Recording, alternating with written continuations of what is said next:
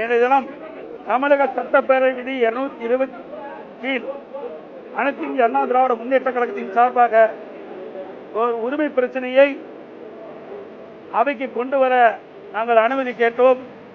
எங்களுடைய கொறடா திரு அப்துல் கிருஷ்ணமூர்த்தி அவர்கள் மாண்புமிகு சட்டப்பேரவை தலைவர் அறையிலே இது குறித்து கடிதம் கொடுத்திருந்தோம்.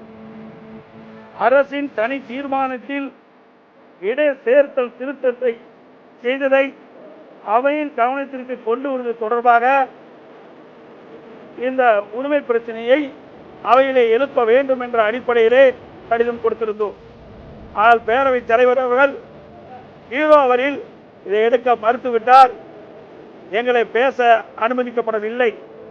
அதனால அனைத்து இந்திய அண்ணா திராவிட முன்னேற்ற கழகம் இன்றைக்கு சட்டப்பேரவையில் இந்த உரிமை பிரச்சனையை தெரிவிக்க அல்லது பேசுவதற்கு அனுமதி அளிக்காத